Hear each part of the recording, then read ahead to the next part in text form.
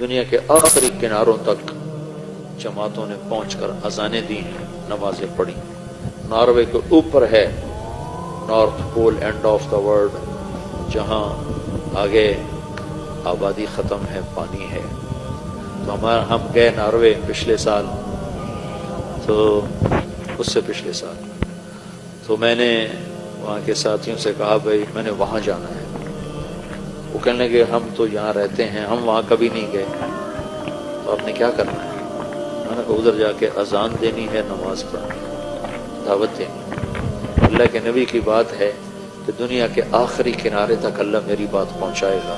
بس یہ شوق ہے کہ مجھ سے پہلے بھی لوگ پہنچے ہوں گے، پر میں بھی ان میں شامل ہونا چاہتا ہوں کہ میں کہوں کہ یا رسول اللہ میری ملاقات ہو، تو یا رسول اللہ میں نے آپ کا نام اس آخری کنارے پر بھی لیا تھا۔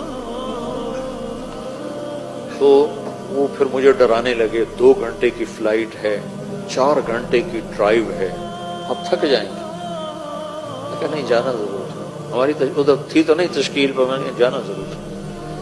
تو خیر 2-4 ساتھی وہاں کے لیے کچھ اپنے وہاں سے ہم 2 گھنٹے کا سفر کر کے پہنچے۔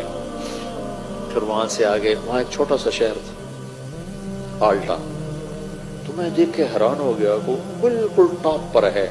وہاں 2 مہینے سورج نکلتا نہیں، دسمبر جنوری، اور 2 مہینے سورج ڈوبتا نہیں، جون جولائی، یہ 2 مہینے ڈوبتا نہیں۔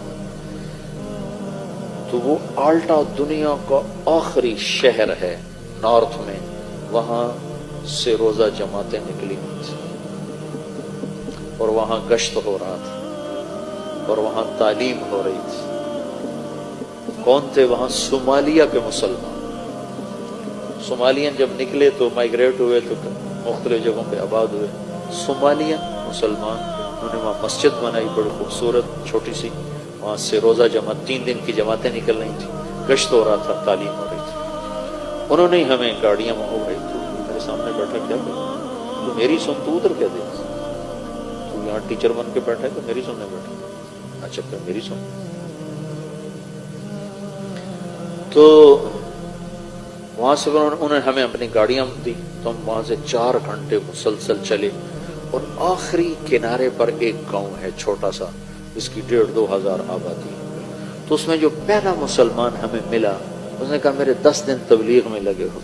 پھر وہاں سے ہم آگے 1.25 گھنٹے کا آگے سفر تھا، اس گاؤں سے آگے 1.25 گھنٹے کا سفر تھا۔ تو اس وقت کوئی رات کے 12 بج رہے تھے اور سورج ابھی کھڑا تھا، 4 اگست تھا، تو اگست میں سورج ڈوبنا شروع ہو جاتا، تمہارے پہنچتے پہنچتے سورج ڈوب گیا۔ تو پتہ چلا کہ 25 منٹ کے بعد سورج نکل آئے گا، صرف 20 منٹ اس نے ڈوبنا ہے، پھر نکل آنا ہے۔ تو 20 منٹ میں ہم نے مغرب بھی پڑھنی ہے، عشاء بھی پڑھنی ہے، فجر بھی پڑھنی ہے، تینوں نمازیں پڑھنی۔ وہ ٹائم ہی تھوڑا، اتنی 20 منٹ کی رات تھی، پہلے تو سورج چل رہا تھا، ہم پہنچے تو سورج ڈوب گیا۔ اب وہاں سے پتہ چلا، وہ جو ہمارے ساتھ تھا، وہ جس کے 10 دن لگے تھے، کہ یہ 20-25 منٹ بعد سورج باہر نکل آئے گا۔ تو خیر تو اتنی شدید ٹھنڈ اور سرد ہوا، میں نے مفلر سے لپیٹا اور گاڑی سے نکل کے دوڑ لگائی۔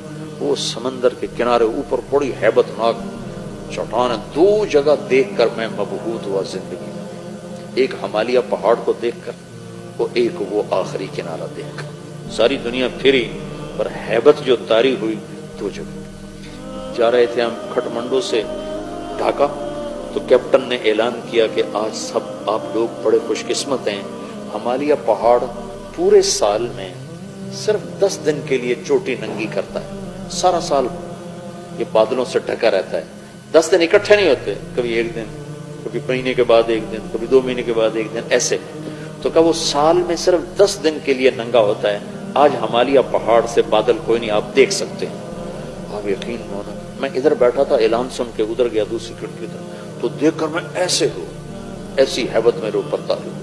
والجبال اوتادا، اور ہم نے پہاڑوں کو کیل بنا کے گاڑ دیا۔ اس دن مجھے پتہ چلا کہ جس کے کیل اتنے بڑے ہیں وہ خود کتنا بڑا ہوگا۔ اور ایک وہ آخری کنارہ دیکھ کر میرے اوپر ہیبت طاری ہو گئی، میں نے اذان دی زور سے، ہوا سرد، پھر ایک چھوٹا سا وہاں انہوں نے ہال بنایا تھا گرم، جس میں وہ ٹورسٹ آ کے بیٹھ جاتے تھے، وہاں آ کر جلدی سے چادریں بچھائیں اور پہلے مغرب کی نماز پڑھی۔ نماز پڑھ کے سنتیں نہیں پڑھی کہ ڈر لگ رہا تھا کہ سورج نہ نکلے.